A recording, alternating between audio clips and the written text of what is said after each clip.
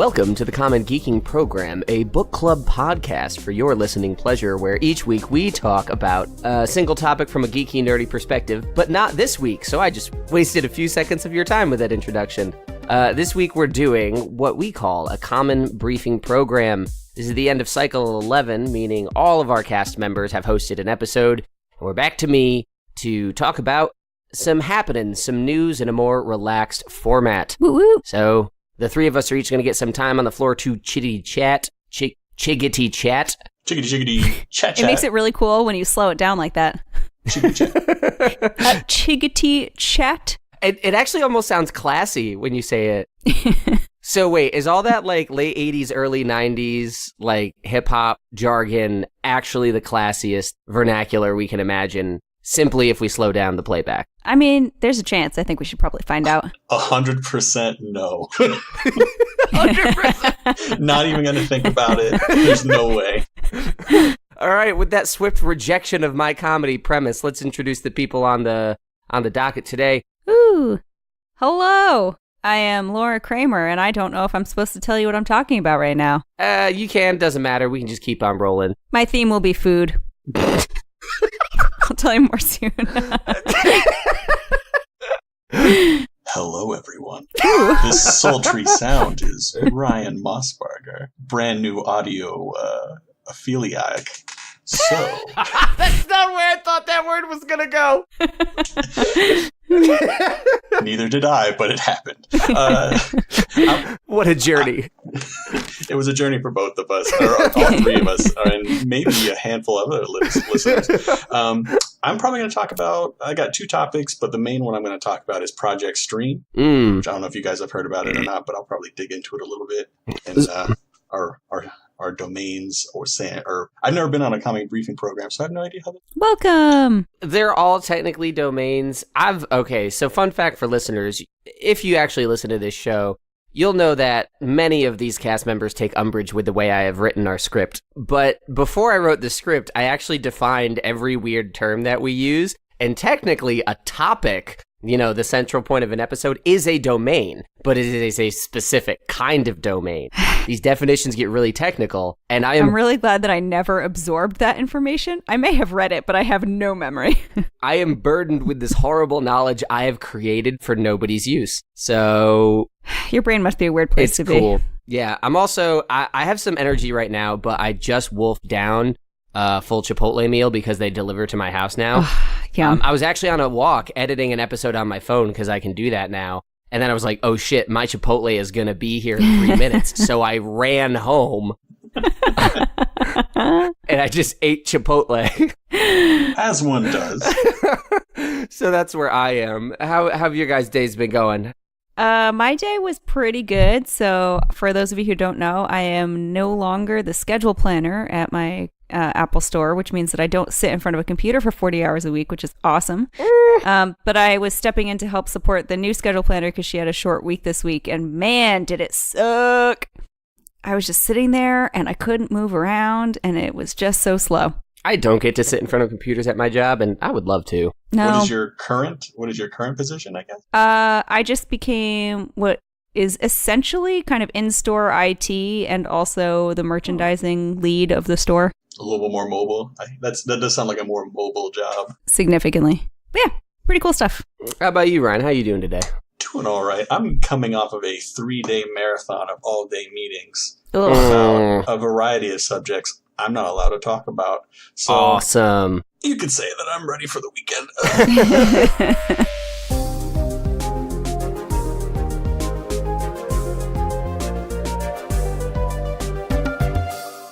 Well, I think with that, we're all nice and relaxed, and I'm about to hit this carbo load like a fucking freight train, so I say let's move on to the rest of the episode. Sounds Gucci. So, hello, my name is Colin Ketchen. I forget if I even said that in the intro. If I did, oh well. My name is Colin. My name is Colin. And I'm going to be talking about something that I did just today. We are recording this on Thursday, November 1st. And when does it come out? This episode comes out on the 9th, so just over a week from now. We are recording this on November 1st, and I've been struggling about what I want to talk about, because there's been a lot of geek news that isn't quite in my wheelhouse, Project Stream came up. I had something I want to add on to that, but I want to let Ryan focus on the stream stuff because he probably can talk more about it than I can. So I'm thinking, what could I talk about? What could I do? So today I played several hours of the Fallout 76 beta. Country roads, take me home to the place I belong. Ooh. And I'm going to spend a few minutes talking about my experience because, boy howdy, is it a good one. So I just kind of want to talk about, because this game is going to be coming out about a week or so after this episode airs. And I would like to formally endorse it as head of Common Geeking Program for all that means, because Fallout 76... Country roads, take me home to the place. is a bit different from previous Fallout games. Fallout is an open world, first-person / third-person adventure action RPG. I can see your Chipotle coming up through your facial expressions right now. It's real rough. You missed the hiccups I was having before we pressed record. Oh, okay. It's gotten Chipotle better. giveth, Chipotle take away. It's all what you kid out of it. Listeners, please reply to us as to whether you heard the struggle as Laura saw it. I want to know if I saved it in the recording. I don't think you did. So at least Fallout 3, New Vegas, and 4, the last 3 Fallout games, are developed by Bethesda Game Studios, and they've made Fallout 76. And there's one gigantic, enormous change. This game's multiplayer, which I think everybody knows, but mostly I just kind of want to recap the experience I had, which will allow me to dig into some of the systems and talk about why I think this is going to be a very cool and very important game. So, like all the Fallout games, you start in a vault, these underground habitats, domiciles, made for people to ride out a nuclear war, and the nuclear war happened 25 years before you emerge from your vault. You get to make your own character. I spent about 45 minutes trying to make someone that looked like me, and once I slapped those glasses on there, dang, it was a much handsomer version of myself, and I'd rather live there now. But It's in the post-apocalyptic world where cannibalism and murder reign free. Also, the first enemy I ran into was a tick that was about 2 feet in diameter, so... Bleh. Yeah, that's a new... Sign me thing. up. So, first things first, normally when you start a Fallout game, it's a role-playing game, so it has you build out your character. The stat system is pretty different in this game. You still have special, which is, I think, strength, perception, endurance, charisma, intelligence, agility, and luck. And each one of those is an action. Seems like they need more stuff. Thanks, Laura. I think each of those determines how your character functions, and usually it's kind of like most role-playing games or like D&D, where you get a certain amount of stats, and then those are assigned to your slots, and that kind of dictates how your character plays through the game. Not so anymore, says Todd Howard. So the way that it Evil works... laughing in the background. The stat system, you start at 1 across the board. All of your stats are 1 at level 1. So at the beginning, everybody is exactly the same. And I find it interesting that a role-playing game doesn't put you into much of a role to play. You sort of have to build it as you go along. Now, the perks in these games that you get as you level up, typically they, like you reach a certain level and it's like, hey, you have all these things you can add to your character that make your guns better. Laura, stop smiling at my Chipotle struggle. Listen, I made no noise that time, and it was really hard for me. You got a shit-eating grin on your face. I How do couldn't you even see my face? It's hiding behind my microphone. That's what I was about to say. I can't see your mouth behind the mic, but when you smile, the corner peeks at the side like, hey, I'm making fun of you. So I thought I was doing a really subtle job there. So the stat system, every time you level up, you add a number to one of your stats, and your perks are dictated by cards. They're like playing cards, and each one falls into one of the 7 slots. Whatever level a certain stat is the number of cards you can put in that slot. So if I'm level 7 in intelligence, I could equip 7 intelligence perks. But if I'm only 2 in strength, I only get 2 strength perks. So as you play the game, it takes the simplification that Skyrim and Fallout 4 got really criticized for by saying, like, you can level up in anything, like, your class doesn't really matter, and everyone's like, well, now it's not a role-playing game. I think it took it so far that it's kind of a correction, where by stripping it down, they didn't box you into anything, and they made the choices you make more impactful. They have more of a noticeable effect on your character. So it starts you off easy, the way that Skyrim kind of is the whole way through, but you can really grow your character in different directions. And that was a lot of fun to sort of mess around with at the beginning, because there's a pack of cards, and I'm like, I'm going to drink water better. And then I did. Sounds important. You're really selling me on this fantasy world. I can drink as much water as I want. Yay! While being attacked by 2-foot ticks. Now, the other thing about this is it is multiplayer. And the way that the multiplayer works is a little more intuitive than I ever imagined it could possibly be. So I want to tell you the story about Shadow Dancer. What I've noticed as you're walking through the game, you start without guns. You got to find stuff right away. So I'm running around. I'm like, I need guns because they're big ticks. There are beavers with spikes on their tails. There are blue frogs. There are swarms of bees that if you shoot once, all the bees disappear, which I'm not sure how that works. You know, bees. Maybe it just ricochets off of them inside the swarm, but it's very effective. Sounds like Breath of the Wild. And I'm running along, and on my screen I see a little speaker icon in the distance and like a little trailer. I'm like, oh, there's a speaker in that trailer. So I run up to it, and it's a person. It wasn't a speaker, it was a person. And the way that the game works is as you get closer to someone, the louder they are, much as it is in real life, where if somebody is talking, you can hear them. And it was kind of cool to just walk up to the person and be like, hey, are there any guns in here? He's like, no, I don't have anything. Like walked out. I was like, that's pretty cool. And they weren't assholes to me. They were like, they were. Well, they could be assholes to you even if they try, because you're below the 5-level limit, right? This is true. I can't be killed yet, and I can't kill them yet. But they were level 5, and they could have been killing each other. There were multiple of them, but they were just kind of running around. And one of the boys I was talking to was named Shadow Dancer. And now, I knew some of the multiplayer features, but I didn't know how they worked. So I ran into this person, and we are just like fiddling around. I'm like, how do you join a team? He's like, I don't know. How do you join a team? You walk up to a person, we each troubleshot the controls a little bit, and we're on the same team. We're like, hey, cool, I can see your quests now. This is great. The way it works is all your quests are in the top right. You can see what you're doing and what they're doing, and you can do either one, which is really, really nice. It's not like a game like Destiny where everybody's doing the same thing.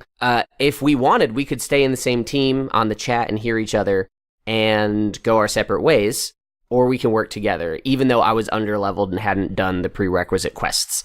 So the ability to run into somebody, talk to them, and join them, very, very straightforward. And I played with Shadow Dancer for the rest of my time playing, for about the 4 or 5 hours I just played today. We went on many fun adventures. We chased a possum for about 2 minutes and couldn't shoot it, which was pretty embarrassing. Again, really selling me on the game. We picked up a ton of wood because we wanted to build a camp, but mole rats attacked us while we were in the camp. So we're building our house around these 2 dead mole rats on the ground. And I'm like, is there a way to get rid of these mole rats? Nope. So that's the centerpiece of our house. And it kind of just like a stinky place with turrets on it. Man. Just sounds like a real domestic bliss simulator. Yeah. It really was kind of a delightful experience to just find a person and work with them. It's that pitch that games have always had for online play. But this is the first time I experienced it. And I wasn't like, wow, this is a raging douche hole. I was like, it's somebody who just wants to explore this game as well. Totally positive vibes with everyone I ran up to. The ease of joining a system and trading and getting on teams and everything really sort of gets out of the way. And then as we're playing, I hear his phone go off. And then I say, is that the Star Trek The Next Generation doorbell tone? And he's like, oh, hell yeah, dude.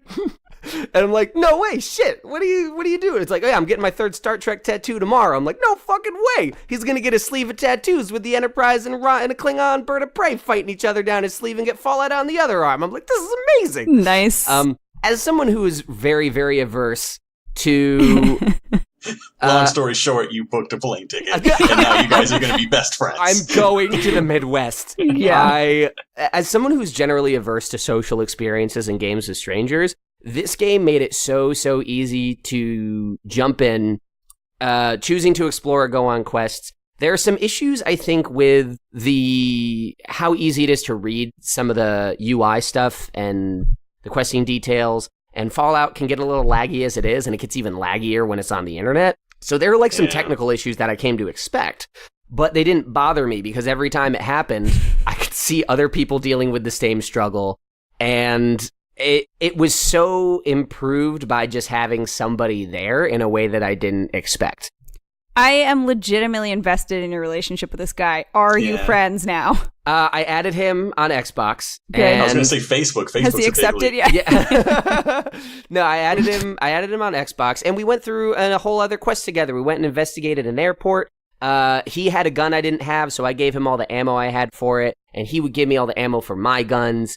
And I was like, dude, I got a barbed wire bat. You got to get a barbed wire bat, and we found him one. It was just such a wonderful little thing where it's like, I've played a ton of Fallout. Everything about this game it's pretty similar to Fallout 4 in a lot of mechanical ways, but everything has been fixed to work with, was this screenshot? You guys have one face because you both have your screens, like your camera's facing, so you have one half of a face. So I'm looking at, well, whatever. Yes, I see. It wasn't important. I lost your faces. Anyway, that's all I wanted to say about Fallout 4. I know it's not a very technical thing, but it's a lot easier to get into the character. It's a lot easier to find people than I expected, and a lot more fun to work with them. The game tries to get out of your way as much as it can, and I think that it is, even after a few hours, the most impressive multiplayer experience I've had in a while in terms of novelty. And I think a lot of games are going to learn from this. Because other games I play, like Destiny and Halo, I mean, they don't have this entropic way of getting you together with other people. I like it a lot, and I want to see more of it. Nice. I don't know if you guys have any other burning questions about Fallout 4. I'd be interested to see if it persists. Like, what level were you guys when it all ended? I guess when you logged off today, what level? I was level 6, and Shadow Dancer was level 7. There was another person running around with us who was level 22 that we never joined teams with that person. Yeah, so, I'm curious. Oh, sorry. Oh, no, go ahead. I'm just curious because you can start to kill people and it makes a difference. Mm-hmm. Or you can be killed after level 5. Like, that's Correct. basically when you enter PvP. I'm interested to see, as you click, the next time you log in, are you going to find another friend, or is it just going to be a dude teabagging you the entire time? Or a dudette, like, same dude. There is a system in the game where if you repeatedly kill people, it will mark you as wanted. So if you're going to run around being a douchemonger, the game will put a target on your back. And there was a guy named Not Matt Brody. That's not what it was, but it was something like that. But it was something like that. Not Matt Brody, I'm going to say, where Shadow Dancer and I are building our hillside log cabin and planning our future together as I see Not Matt Brody is now wanted appear in the top left like 5 times. I'm like, fuck, I hope I don't run into this guy. And later, as we eloped to the airport, Not Matt Brody walks in the fucking door, and I'm like, dude, watch out for this guy. He killed a bunch of people. Like, get ready to help me fuck him up.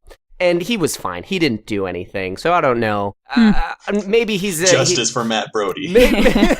Maybe he's a good guy. I don't actually know, but the game told me he wasn't.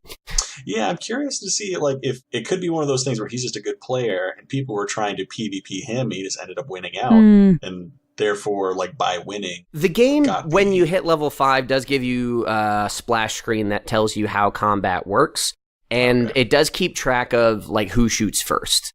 Because what was that one game where it's like there's like a post-apocalyptic event and you're stuck in the city? The Division. Yes, The Division had a similar mechanic, but it was also really buggy. So what I found, because there's that like central PvP area. Yeah, the black zone or whatever. The black zone. What people will do, because there's also NPCs or whatever that are against you floating around. As those NPCs attack you and you're firing back, what they'll do is they'll expect you not to be paying attention. They'll crouch down, get underneath you, and then rise up in the middle of your fire, giving you the wanted score, and then they turn around and kill you. That's So annoying. there's some really buggy stuff about that source. So I wonder if Bethesda fixed any of that. Well, it seemed like, again, for combat to really register as like mutual combat, for damage to register normally, you both have to shoot each other. Okay. If somebody shoots you, it's like a reduced damage. It's regular damage once you start shooting back.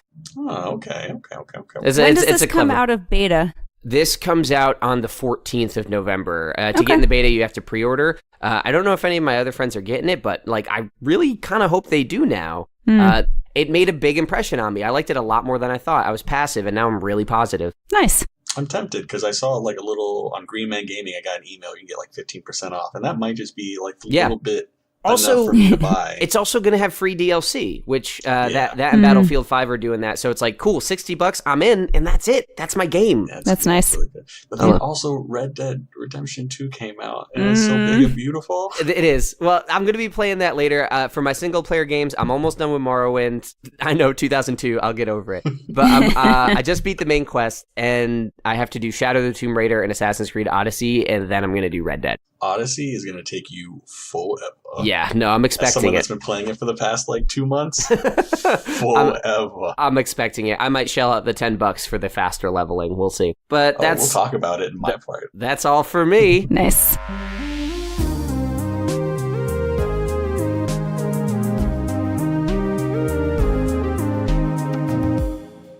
So, Laura, you said you're very excited about your topics. I'm going to hiccup through the whole thing. Beautiful. If you want to get started. That sounds great. Yeah. So I don't have one centralized story today, but I am going to be talking about a theme of food news. I, like Colin, was having a bit of a problem deciding what I was going to be talking about. If you've listened to any of my episodes, you probably know that I am not the most up-to-date person. I don't necessarily follow the latest trends and stuff. You didn't know what a TV was until you were 30. That's so true. Wait, what? I'm not 30 She yet. wasn't allowed to watch TV as a kid. Yeah, that is true. Wow, silence from everybody. Fuck, all right. I'm just going to keep going. Listen, I thought we were moving through this episode. What the hell happened to that? I'm derailing it. I'm sorry. Let's press Y to get back on the rails. You're good. I sent a picture of your guys' faces to ourselves. Yeah, that did. Screwed up. My I'm cat's surprised being at cute. how much that like really threw you off. I just kind of expected you to look at it and keep moving until you had time. I haven't gotten an attachment in this new version of Skype, and I was like, wait, what's happening? It takes up the entire page, so you can't not notice it. I was so surprised because I'm looking at two faces, and now I'm looking at 2 and 2 halves, which sounds like 3, but it's not. True. Okay. Anyway, so I was cooking dinner tonight about 20 minutes before we started recording, and I was like, oh, I should talk about food stuff. So I'm super prepared. On the bright side. Oh, God. Gross. Jesus. All right. I'm going to talk about 3 food-related or food-adjacent pieces of news. The first one is very important. And apparently I didn't save it as a separate thread, so bear with me one moment. It's okay, Colin is dying. Is he laughing or is he actually throwing up I'm right like now? laughing I'm not sure. and heaving, and the cat is sniffing my mouth as I do this. Oh, boy. I'm so upset right now. Great. I'm leaning away from my mic to be less disruptive. I'm sorry. Anyway, so my first topic is that there are new emojis, which very importantly include a better bagel, some leafy greens, God. Oh, yeah. I think I heard about a that. I read about mooncake, and a salt shaker, among some others. There are also some non-food related emojis, but apparently there's a bagel with cream cheese on it now, which is supposed to look much better than the original flat-looking sad bagel. It had no cream cheese on it, and people were like, what am I supposed to smear on this? I'm like, what are you? That's a phone. Don't do that. No, listen, you gotta smear your shit, right? That sounded horrible. Don't do that. To the older generation, there could be a real issue of like, is this a bagel? Is this some kind of hipster donut? True. How am I supposed to know? How are you supposed to know? Unless you type in bagel and it comes up on your side as a shortcut. How are you gonna know? It was, okay, I thought it was a little preposterous, as I often get about these kinds of internet uproars, and I gotta say, though, that bagel I was like, what is the big deal? But then I thought about it. If I had to eat that bagel, I'd be upset. Yeah, that's true. So that's my first little bit of food related. That was the first thing that popped up on Food and Wine website, which has been very helpful for me today. The second bit of food news that I have is that apparently Oscar Mayer has declared that a hot dog is a sandwich, and they have opened a toll-free hotline for which you can call in and tell them what you think about that. What? It is not a sandwich.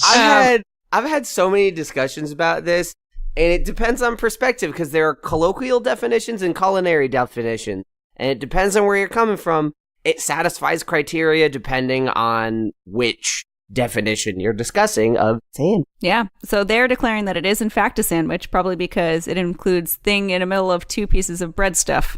No, but it's one piece of bread when you get it from the store. It's one piece of bread. But when you go to put Subway, something in the middle. But wait, when you go to Subway, they don't cut that piece of bread in half. They slice it down the middle and hot dog your flabbity meat in there. Yeah, that's Subway's problem. They're making hot dogs weird. They're not making sandwiches.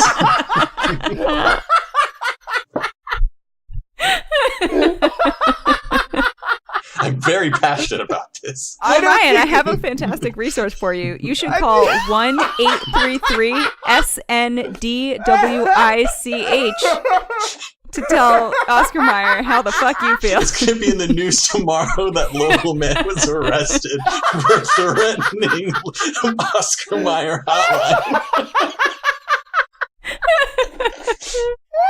I will burn that factory to the ground. Oh, God. Wow. This is amazing. So it's an automated hotline, and you can listen to the Oscar Mayer Wiener jingle while you're waiting to leave your voicemail for Oscar Mayer Wiener. So anyway, that's the thing. Hot dogs, apparently a sandwich. I gotta say, listen, okay, but Oscar Mayer, they get to define what they think their product is. They don't set legal definitions. Now, I know I made an argument that it could be seen either way. That's just to say, like, I see where people are coming from. I do not believe a hot dog is a sandwich, and I say that for fear of Ryan hunting me down. I do not believe it's a sandwich because I think there's a colloquial sensibility about how we make sandwiches, and I do not, like, plop my sandwich contents onto the bread and start eating it. I don't know. I don't think anything's a sandwich if it doesn't come on two separate pieces. If it's on a bun, I don't think it's a sandwich. Hold on. Wait, no. That's how I feel. We got to do something. Laura, what's that number? Oh, God, yes. It's 1-866. 1-866. I'm sorry, 1-833. I'm lying to you. Fuck, 1-833. SNDWICH. That's 1-833 sandwich.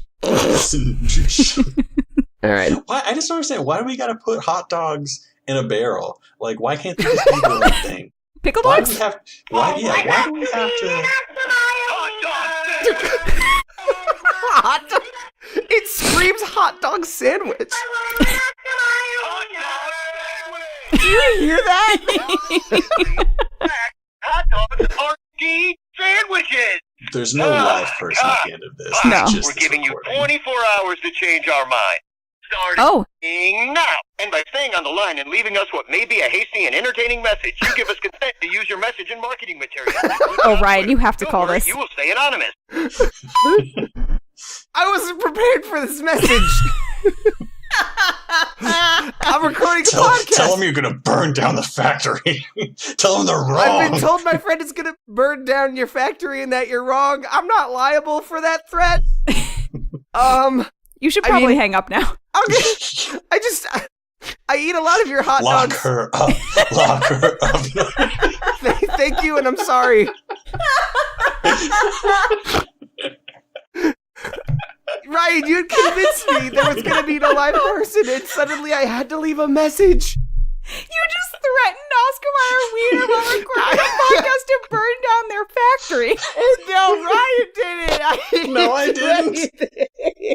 I told you to do it. Oh I'm my a God. conspirator.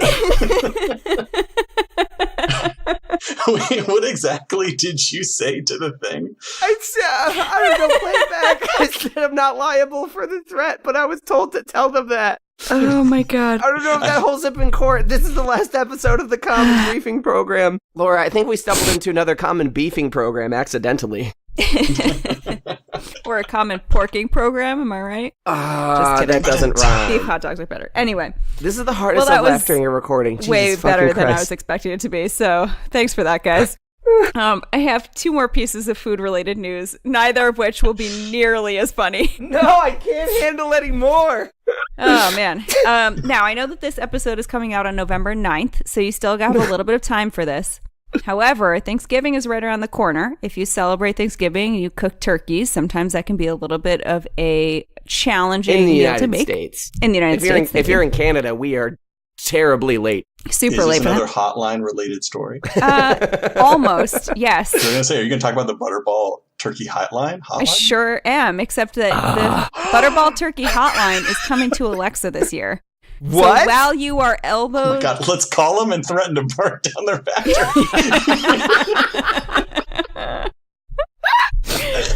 Turkeys are just weird chickens. You have 24 hours to convince us that we're wrong. Oh, jeez. Oh, my God. Oh boy. Oh. There's so much stuff to cut out of this episode. No, It's all everything stays. It stays in. This is the Subway sandwich of podcasts. It all comes in. Even if it's just a bad idea. Oh, man. Okay. Oh boy. Okay. All right. I'm coming back. So, so Butterball has a turkey talk line where you can call people and ask them questions if you're cooking your turkey and you don't know what the fuck to do, which is very great. And apparently it's been around since 1981. Now, they pre-recorded a ton of common questions and put it up on Alexa. So now when you're like elbows deep in your turkey, you can ask Alexa how to cook your turkey and for tips and tricks. So if you're not already planning your Thanksgiving meal, go ahead. You have all of the resources available to you. And now you have Alexa on your side as well. You can ask her for things like how long to cook a turkey for however many pounds and whatever else. I don't know what I'm laughing at. I just don't think the laughing ever stopped. I don't think it did either. That is by far the hardest I've ever laughed on this podcast, and we've been doing it for over a year. So, all right. My very last bit of news is actually I'm news. so glad that Oscar Mayer could bring us together.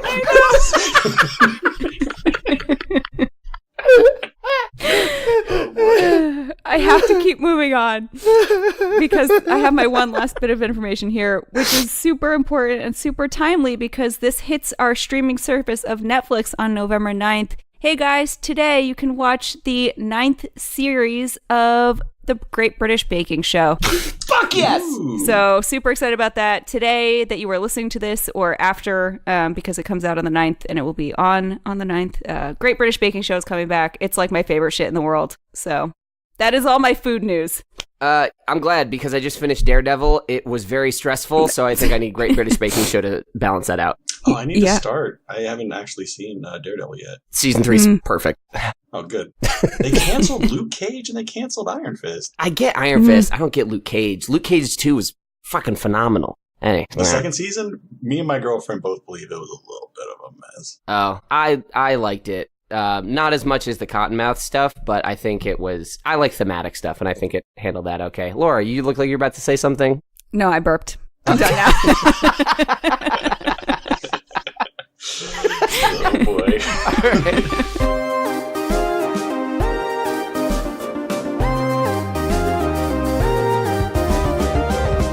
Ryan, it is now your turn. What have you got? Who else would you like to burn down this week? Oh, man. No, and I don't want to burn down Project Stream. I just want to scare you about Project Stream. Oh, God. Is it the future of gaming or the end of as we know it? Why not both? So I was probably one of potentially tens of thousands of people that got led onto Project Stream.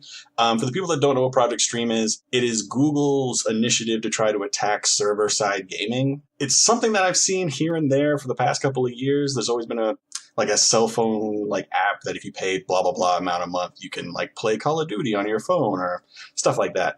Most people's relation with server-side gaming is like the Steam Link, or I think there's various programs. Doesn't PlayStation Now do it? Yeah, like PlayStation Now. I think Microsoft has something kind of like that.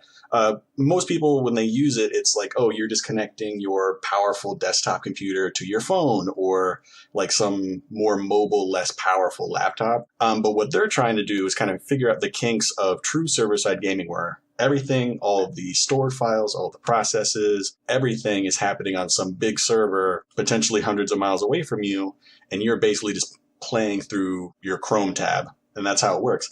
And I have to say, it works surprisingly well. That's good. I've played most of the Assassin's Creed games. I don't think I've only played most of the original trilogy. I don't think I played the one where they're like in Britain because that sounded dumb. It got boring. Yeah, but I played Origins, and my computer handled Origins like okay. Like if I ran too quickly somewhere or was riding a horse, like objects would load in a little slow. Yeah. Playing Odyssey, I don't know necessarily that's just on their end or on Project Stream's end, but I've had zero issues with like objects loading in late. The graphics are great.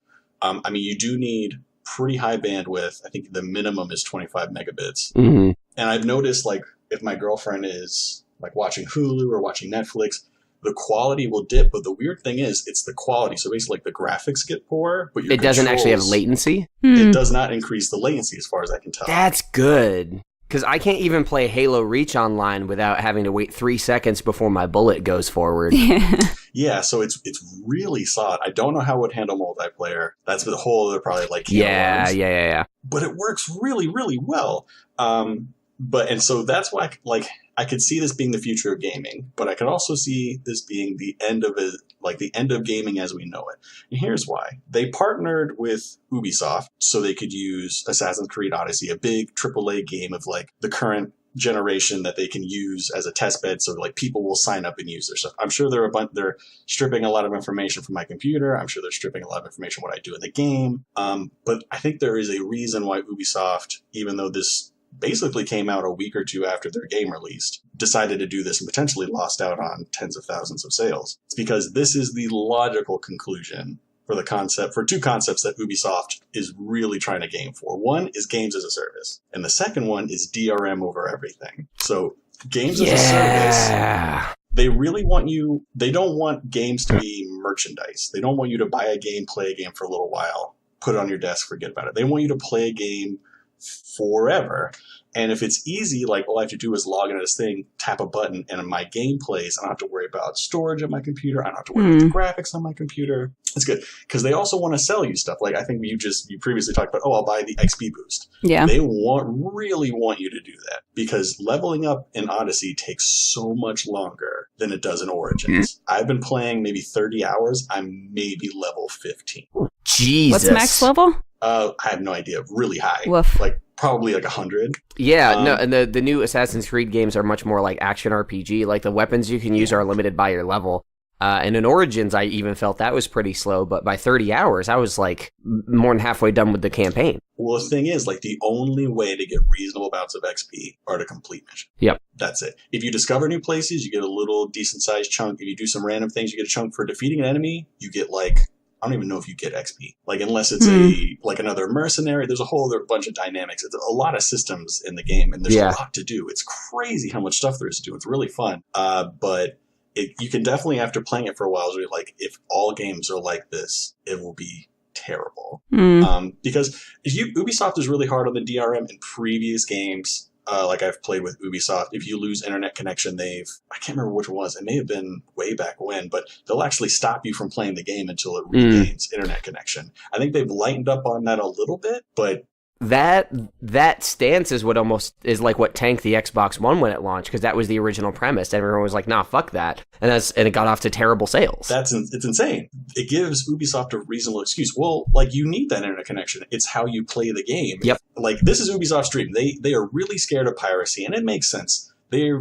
have a lot of games pirated, probably. Maybe more than EA and all the other ones, just because of the type of games they have. Well, also next to Bethesda, they probably make like the most just straight up go play single player games. They've pivoted recently. So there's nothing to like guard against. Like most multiplayer games, if you don't have a legit copy, you just can't play multiplayer. What's the point? So for them, like they're really big on DRM. And this, when you buy, the reason I like it so much, I didn't have to buy it. But if I had bought Assassin's Creed Odyssey, and I could only play it when I had a super slick internet connection above 25 megabits, which even my current connections, like the super high speed one during the day, it can like lag down below that super easy. Yeah. So it's really cool. It's an impressive use of the technology, but it's also, I think it could be, if it works out really well, it may be a bad thing for the consumer because you're going to be very limited in the ways you can play these games. So, Pat, our co-podcaster, left a listener question on our page saying Microsoft just announced a new game streaming service that works called xCloud. I'd be interested to hear your thoughts on a system in which games you think will be absolutely trashed on the proposed mobile controls. Also, what's the likelihood that the next Xbox console will be named the Xbox One S Max? One XS Max. Better yet. Okay, cool. That was a joke. But it depends. I think PUBG like works out fine enough that people play it all the time on mobile. Well, the one premise about Microsoft's xCloud thing is that they are going to they have like a universal baked-in control scheme for touch controls. That is just, it's like an extra layer to the emulator quote. It's not emulation, but the same way an emulator translates to whatever platform you're using, they're doing that. It's not up to each individual game to do that. So I'm curious to see how, but actually talking about both Pat's question and yours, I'm a member of Microsoft's Game Pass, which is their service on Xbox. Free games. Yeah, I have PS Plus, so you got to get free games. Yeah. Well, Game Pass is a little different. It's $10 a month. Yeah. It's now, I think what it is. Yeah, that's it. So Game Pass is just a library of games that if you pay $10 a month, you have those games. And all of Microsoft's exclusives are going to be on this going forward. My friend just got an Xbox One with their financing thing, pays $20 a month, and has Xbox Live and Game Pass for 2 years. That's pretty on cool. her Xbox. Like it's amazing. And I'm a big fan of it, but Game Pass doesn't go that extra mile to say like it isn't running locally. I like the service side, I like the payment, but I think I agree with you that if I didn't have local control over that, I'd probably be upset. And I'm also playing huge games like Forza Horizon 4, just crazy open world with tons to do, but I'm also playing tiny games like Dendara, so I think that balance is key. Too is I used to have a Blizzard account that I had since high school. It got stolen by what I assume are Russian or Brazilian trolls. And I put that's the two common like markets for stealing of Blizzard stuff. Yeah. Gaslighting over here. No, but so not just stolen. gaslighting the Oscar Mayer factory. But yeah, so it got stolen, and my issue, like my Steam account, I'm super paranoid that one day I'm going to try and log into my Steam account and I won't be able to because somebody's changed the password. I'm going to lose out on the miserable thousands of dollars I've probably invested in Steam since I was like 18 years old. Yeah. But like I'm pretty solid with my PS4. Like all the games I have for my PS4 like are pretty much solid copies that I can put anywhere at any time. So if I lose that PS4, I'll just put those games into another PS4 and I'll be fine. Yeah. It does scare me so I do think probably the next generation of consoles are really going to try and sell that. They're going to be a little teeny box like a Steam Link. Yep. There's going to be one version that's basically just a Steam Link and the other one's going to be a hardware copy. Yeah. But the Steam Link one's going to be like $100 as opposed to $300. And then the generation after that, you're not going to be able to get the hardware version. And I think another scary thing. Go ahead. Sorry. Another scary thing to think about is like a lot of internet companies are trying to think of ways to make more money. So they're like, I know in some markets like Comcast, you have a hard data cap where if you go over, you have to pay extra money per gigabyte. Ugh. It kind of just depends on the local law. So that would really suck if you had to basically weigh against, if I play for an hour, that's going to be like 3 gigs of data, but I also need to use it for like homework and school and all this other stuff. Well, I think and this is just totally my thought on this, that as things go further into the future, things are generally going to become more and more decentralized. And we often look at that as everything's going to run off of servers. But the flip side of that is, there will probably also be, at least until we reach some sort of singularity in technology, there will also probably be more local stuff to the user. So like having machines in our house to run the things, like the idea of like a central computer that does everything, kind of like a starship in Star Trek. So I feel like right now the money motivation for publishers is to get behind this and make this work so they control everything. But I don't think having a local machine is going to go away. And I don't say that to be like, oh no, they could never do it. But I think that as we've seen with like the loot box thing, like the game industry, if they push too hard in one direction and people don't like it, then people won't buy it. And we have to rage. We have to burn down Microsoft's factory. Jesus Christ. No, I basically think that it's going to snap back. That we might lean pretty hard in that direction, but then there will be a choice for everybody. Kind of like, right now, I care about the highest graphics. I would not want to be limited to bandwidth for my personal gaming experience. Graphics, Yeah. But I would also love to take Forza on my phone, and if I have a shitty LTE connection, whatever, I don't play right then. So exactly, yeah, I guess it doesn't really... Like for me, it would work both ways, and I feel like the market will just polarize a little bit to cater to those two things. So in that way, I am both excited and afraid for the reasons you have mentioned. The DRM thing did not occur to me, and that makes total sense. On the brighter side, I have another smaller story. So Dungeons & Dragons Art and Arcana, a visual history came out. Yes! Critical Role's in there, and I'm so excited. It is dope. Cool. I got the collector edition because I'm an idiot, and it's like super good. It's really well put together. The art in there is incredible, and it does a really good job of like explaining the history, like way back when, where it was Gary Gygax and a couple other random guys like drawing pictures in a garage and trying to put together a game. So it also displays a lot of like the first gen art that they did. They're basically paying family members like dollar bills to like, hey, can you like draw a dragon? Like, just draw it. It's fine. It doesn't have to look good. It just has to kind of look like a dragon.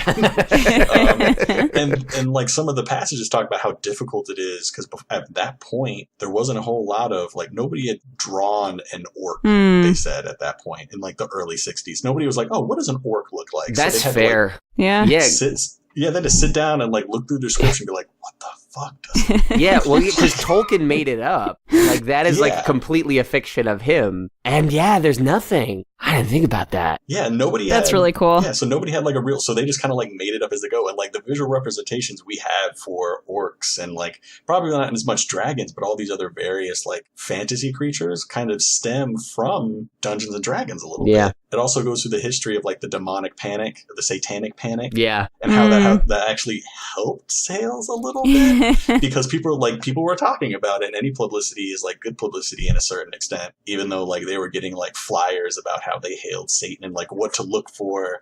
They go through a bunch of like wild passages of like some kid disappeared in Caltech's underground for like a few weeks or something like that. And they all thought it was like due to Dungeons and Dragons. Oh no. Occult worship. I didn't really believe how bad it was, and then I've been watching the Goldbergs, which is set in the 80s, and like the kid was playing D&D, and then his mom comes down and starts screaming at him for worshiping Satan. I'm like, wow, it's real. Wow, okay. It happened to me and my brother. Me and my older brother, we played, like this is when I was 6. I told the story before. Like, yeah, you did. Our mom found out that we were playing. I think it was the red box because I think it was 2nd edition, something like that. It wasn't third. It wasn't third yet. So it was either 1st or 2nd edition. I think it was red box. She found out that we were playing Dungeons and Dragons at a neighbor kid's, and we got yelled at for Satan worshipers. Like, I will not have Satan worshipers in my household. Like, I was real angry. She's gonna burn that game to the ground.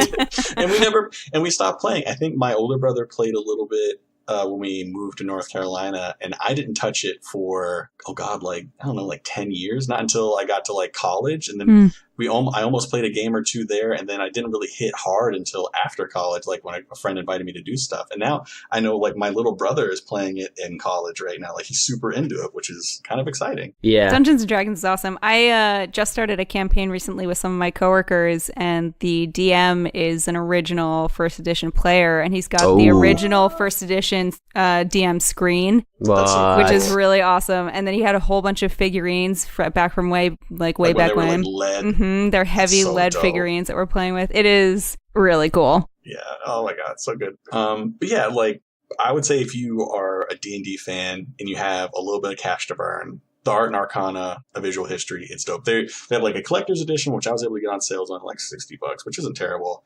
And they have like a normal, which I think is actually has better artwork. For an art book, it's really not. Yeah. Yeah, it has the normal one, quote unquote. I think it's like 30. And actually the screen, the cover is actually way cooler. It's like a little art piece into of itself. Nice. Yeah, it's excellent. I would use it as a coffee table book, but my girlfriend would probably not like that. And I would need to buy the non-special edition to do that because I want to ruin my special edition. But, Well, you could get a second copy. I get that. You should get one for each. yeah, I need a second copy for people to put their grubby hands on. Yeah. My grubby hands are for the special. I have an Xbox One in my living room and an Xbox One X in my bedroom, so It's true. I get it. But yeah, so that's my little side story. Nice. But yeah, must buy. Very good.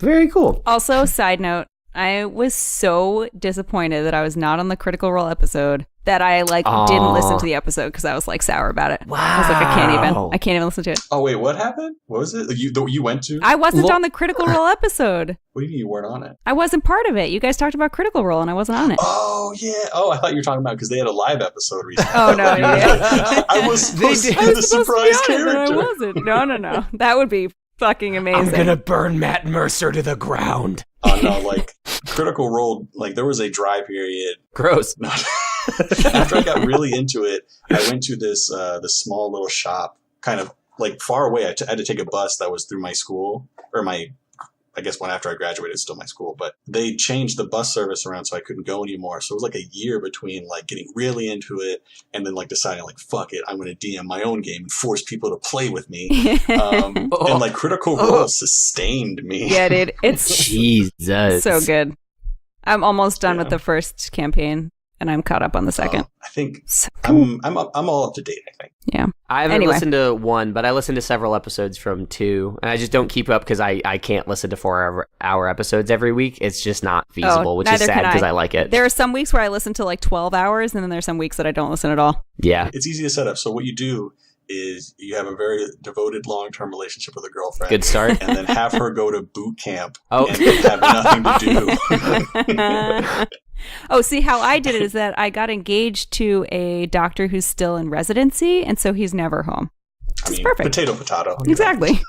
I have 2 cats. So I feel like you have all of the time to listen to Critical Role. Yeah, what are you talking about? You should be just like mainlining I it. gotta wrangle you nerds. Are you kidding me? What do you mean? We don't need wrangling.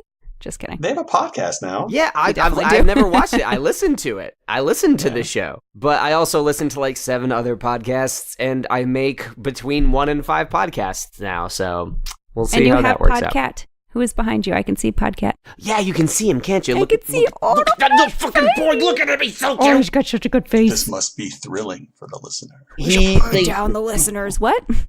Burn down. Listen, okay, anybody listening, just imagine a cat looking at you. Okay, you feel that warm, fuzzy feeling just from imagining it? That's what I feel right now. All right, so I think We should probably move on now. yeah, we're about done with this section. Yeah, that's all I got. Cool.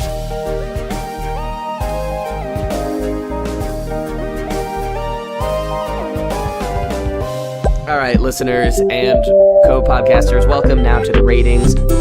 Typically, the ratings are a way of me deciding who did the best job, but in an episode like this, we all share equally.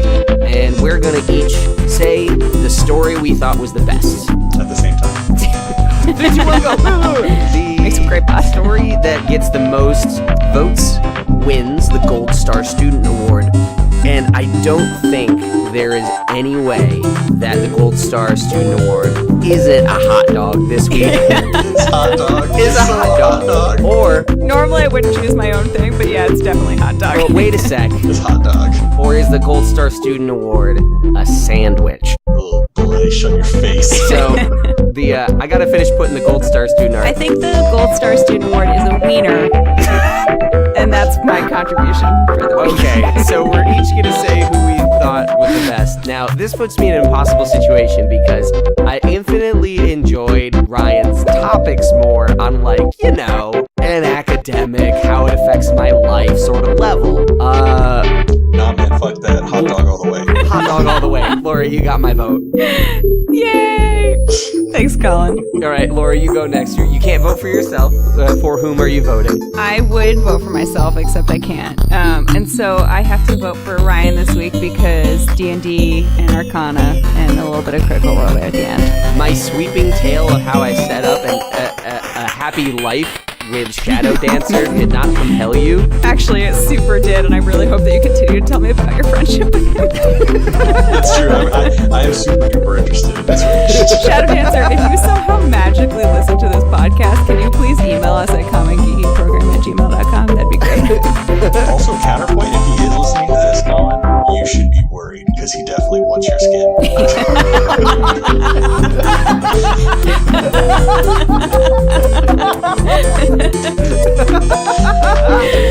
Oh, Jesus. Ryan, what's your vote? Wieners all the way, bro. I'm always so angry. I complained about this in like my last episode with Jonaby, where like fucking dude, we go through the whole episode and I'm thinking, listen to all this funny shit we said, but then someone says something at the end of the episode that just skadoobies it all, and we were having a good episode and you said Wieners all the way, like fuck, that's it. How is it anything else? Not Subway is making hot dogs weird. God damn it. Okay, It's been a great Laura, episode. Laura, you have gotten the golden hot dog this week. Try not to take that the wrong way. So we've talked a lot about us, listeners. Now I want to talk about you. So let me scroll down on here real quick. We try to raffle off a chance to pick an episode topic. Now, next week is going to be a listener-selected episode, and we're going to have another one after that. So I have a list of people who have engaged with our stuff on social media. I did not do a great job of keeping track of this list, so I'm going to roll a d20. Actually, I left my dice in my room. Do either of you happen to have dice right in front of you? I have some. Do I have dice right? Oh. Who are you talking to? Mine are not within arm reach, but I was close. I can right, see cool. them from here. So you're going to roll a d20. Am I supposed to wait? Well, I was going to say that we re-roll Yo, if what it's an kind of 18. dice are those? It sounds like you dropped a fucking, like, Do you have metal dice, Ryan? I do have one. I have metal dice too. It's so good. Straight from China. So I have 17 names here. You have rolled 16. 16 names. So if you do 17, 18, 19, or 20, we re-roll. What did you get? Jonas Hassan, who I believe is acquainted with Ryan and Patrick. oh, hey. He is. He's a former coworker. So, Jonas Hassan, thank you for engaging with our posts. I think you gave us a nice little thumbs up. We'd like some more of those, and to incentivize you, we're going to let you pick a topic for a future episode. You're going to force us to talk about it, and it's going to go okay. I felt so bad because one of my friends from work picked Dota, and Ryan, you were in that Dota Trashed that episode. shit. Oh man, I felt so bad. Not just that you trashed Dota, but that like none of you cared about Dota, and I was like sad. It's fine. What did he listen to the episode? I don't recall. He's not okay. He's a Single co- tear. Yeah. I didn't want to ask because I was like, hey, thanks for giving us this thing we hate. Hey, this game is bad, and if you like playing it, that means you're probably a dick. Yeah. Okay. Not really excited. So that about wraps it up. Thank you for listening to objectively the funniest episode of the Common Geeking Program. True. I've been your host, Colin Ketchen. You can find me online at SonicColinK or in a log cabin with Shadow Dancer talking about Star Trek tattoos. How about you guys? Who are you and where are you? Oh, hey, I'm Laura Kramer, and I'm totally at home right now. You can find me on the Facebook page for the Common Geeking Program, although I am considering reactivating a Twitter account that I had for about 3 weeks to creep on Ben and Adam, who do the Greatest Generation podcast. Yes. And then I got rid of it because I literally never looked at it. But I'm thinking about bringing it back, so I'll let you know if that happens. That could be fun. You probably have a less offensive Twitter history than Ryan over here. I sure do, because there is nothing in it. Hey, it's not that bad. I'm Ryan Mossbarger, and you can probably find me in a van racing towards an Oscar Mayer factory. The load full of gasoline and oily rags. Or potentially, if you want to get a hold of me in a more digital format, I'm on Twitter at Ryan_MOSSB. Get it while you can, because Daddy's going to jail.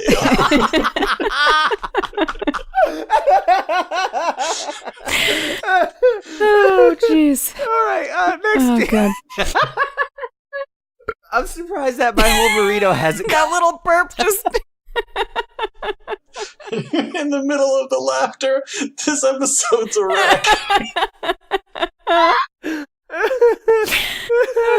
This is why I'm part of the Common Geeking program. This is it. This whole episode. So this next floor, you took the next episode. What is it? I am actually hosting one of our previously mentioned listener pick episodes. Rich Baldez gave us the topic of The Expanse. So we are talking about The Expanse next week. We may or may not have already recorded that episode. But yeah, great show. All right, cool. So I think that's it for us. Also, I've begun the process of making the website a little nicer. We have some fun projects on the way, and that's where they're going to be. But also, I'm trying to get cast info up there and gold star stuff. Check it out if you care about us. Laura says that she's only on the Facebook, but she's on the website too. Yeah. Ryan's not, because I don't want to be liable for the arson. But that's Hey man, that's on you. That's not on me. Hey, remember that time when you called and left Oscar Mayer Wiener a threatening voicemail? okay. The only proof is this podcast. You actually have a digital recording somewhere in the Oscar Mayer mainframe of all places of you threatening them with arson. So thank you all for listening, corroborating witness accounts. Tune in next week. Thank you for everything. I'm done. I'm fucking done.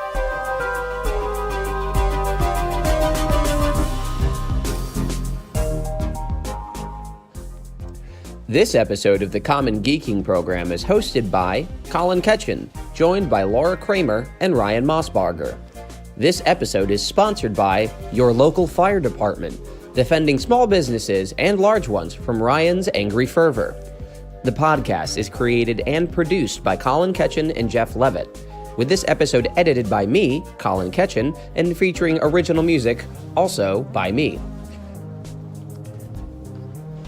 In 1 week, we will be returning with our next listener-selected episode all about The Expanse. If you want to pick an episode yourself, just engage with us online on Facebook, and you can win your own chance to do just that. But in the meantime, thank you for listening to this.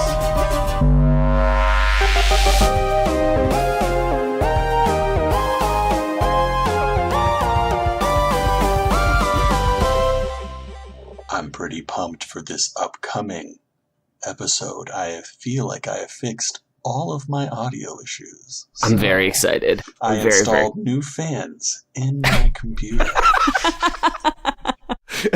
That is some dedication right there. Witness the audio quality in ASMR type noises.